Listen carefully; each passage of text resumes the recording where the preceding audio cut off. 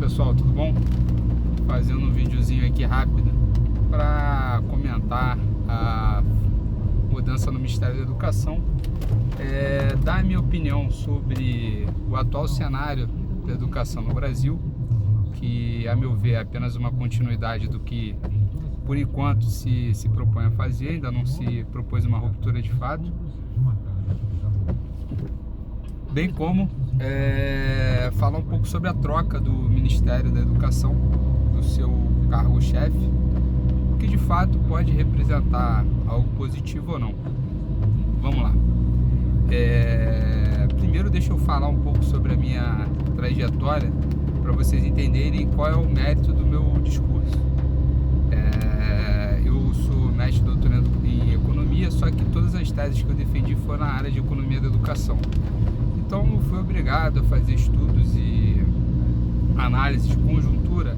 Não é essa o foco da minha tese, mas analisei a conjuntura da educação no Brasil e percebi e desconstruí certas falácias que eu mesmo tinha, como por exemplo, uma das falácias é que o ensino superior e a produção de tecnologia faz com que o Brasil seja um país que consiga se destacar dos demais e consiga gerar autossuficiência tecnológica.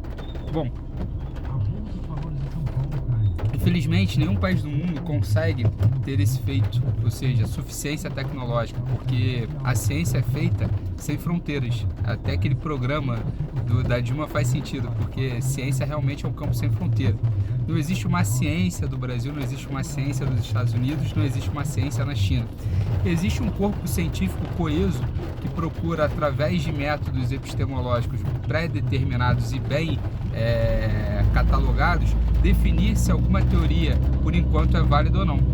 Portanto, não faz sentido você discutir se você deva produzir ciência em um país A ou B. Faz sentido você discutir quais são as condições necessárias para que aquela ciência se aflore ou se desenvolva. Do contrário, obviamente, você vai sempre depender de algo ou de alguém. No caso do Brasil, a escolha para desenvolvimento científico foi se dada através do fomento nas universidades públicas, mas não se discutiu o que fazer com o jovem para até ele chegar à universidade, ou seja, simplesmente o jovem ele chega à universidade pelas mãos de Deus. É impossível um jovem hoje representativo da classe brasileira chegar à universidade, isso com uma família de renda per capita de 1.800, renda per capita não, renda por trabalhador de R$1.800 mês, chegar à universidade com ótimas condições de empreender e fazer ciência. Obviamente a universidade vai ter um trabalho enorme para pegar esse indivíduo e transformar ele num pensador, num cara crítico e que seja mais apaixonado pela ciência do que pelas suas próprias ideologias. E isso é culpa do nosso sistema básico de ensino. Nosso sistema básico de ensino é muito ruim, é precário, é um perpetuador de desigualdades, é um sistema que totalmente anacrônico, um sistema desigual. Não faltam adjetivos para falar mal do sistema educacional brasileiro. O sistema universitário brasileiro, vá lá, é bem montado. Ele tem um problema na origem, que ele é simplesmente voltado para uma elite brasileira já há muito tempo. Por isso que a fala do Vélez, antigo ministro, fazia sentido, né? A universidade tem que ser para uma elite intelectual. Foi assim que ela foi pensada quando ela surgiu. Hoje em dia o acesso à universidade está muito mais democratizado, isso é algo extremamente positivo, porém você não permite com que o ingressante tenha uma capacidade plena de desfrutar aquela universidade. Então você tem outros programas associados à universidade, como o programa de segurança alimentar. Toda universidade tem seu bandejão, e se você parar para pensar que grande parte da sociedade brasileira sequer tem acesso à comida, nesse preço, você fica se pensando, já estou dando educação, ainda estou dando comida, e quem está passando fome ganha o quê? Mas por quê? Se você não garante a segurança alimentar, o retorno daquele investimento é zero, porque ninguém aprende com fome. Outra coisa, garantia a habitação. Quantas pessoas moram debaixo da ponte e não tem sequer habitação? O estudante universitário, na grande maioria das universidades, tem acesso ao que a gente chama de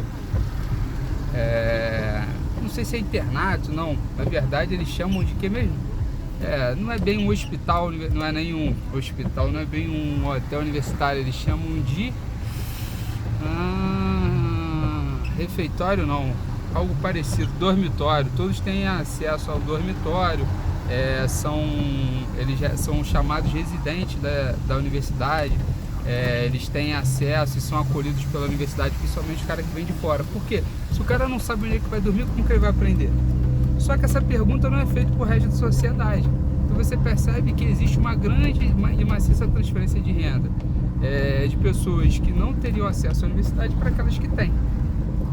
Isso acontece porque se a pessoa está presa no ensino público brasileiro, mas com uma grande dificuldade para conseguir ascender de forma plena ao ensino superior, não há dúvidas. Por quê? O nosso ensino básico é uma tragédia. E aí o nosso ministro Vélez chega com um pensamento totalmente anacrônico, não sabia diagnosticar nenhum problema do sistema educacional. A deputada Tabata, que ideologicamente ela é contra o governo, mas ela faz uma fala perfeita, obviamente com uma ótima educação e uma visão de mundo mais ampla, né, do que a de um ministro totalmente tacanho e esquisito. E o novo ministro, que eu de fato desconheço, tem uma formação também bem diferente daquela que se espera de ministro da Educação, porque ele é professor de administração, mestrado em administração e finanças, e eu não sei qual é a especialidade dele, mas pela formação dificilmente vai ser políticas públicas, pode ser, mas pela formação e atuação no mercado não. Portanto, a questão de diagnosticar os verdadeiros problemas da educação, de fato ele vai precisar aprender. Ou seja, estamos colocando gente lá que ainda está querendo aprender coisas num cenário de terra arrasada, que é a educação brasileira. O governo passado fez uma importante medida provisória que foi flexibilizar o nosso ensino médio. Só que, apesar dessa flexibilização, o como fazer também é complexo, porque toda lei coloca o que fazer, mas não como. E o como, na grande maioria dos casos, é o que importa. Como fazer determinada coisa, como empreender, como implementar um currículo que seja ao mesmo tempo flexível e consiga ensinar os nossos jovens para que a gente consiga se deslocar dessas estatísticas pífias do PISA. Dito isso, é desejar boa sorte ao ministro da Educação. Eu penso que a educação, do ponto de vista federal, é uma heresia. Você deveria delegar muito mais poder e recursos a quem de fato investe lá na ponta, que são estados e municípios, não através do Fundeb, mas através de uma arrecadação destinada a essas rubricas. Você precisaria de impostos com uma característica muito mais direcionada do que é feito hoje, né? Na verdade, você paga R$1 de imposto, você não sabe para onde é que vai esse R$1, você sabe que constitucionalmente há obrigatoriedade de alocação, mas você não sabe para onde é que vai aquele recurso. Antigamente se falava que a CPMF ia para a saúde, mas depois se mostrou que aquele recurso de fato não estava represado só para a educação. Então você tem alguns problemas que precisam ser atacados e discutidos. Infelizmente,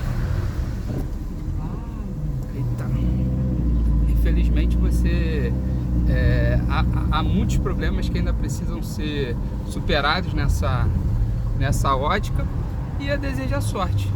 Infelizmente, não sei se haverá uma visão ampla que faça com que o problema da educação seja visto de uma forma mais holística, com de fato uma análise mais consubstancial do que temos hoje, né? que é uma verdadeira tragédia. Bom, é isso, pessoal. Sintam-se à vontade para discutir e comentar. Um grande abraço.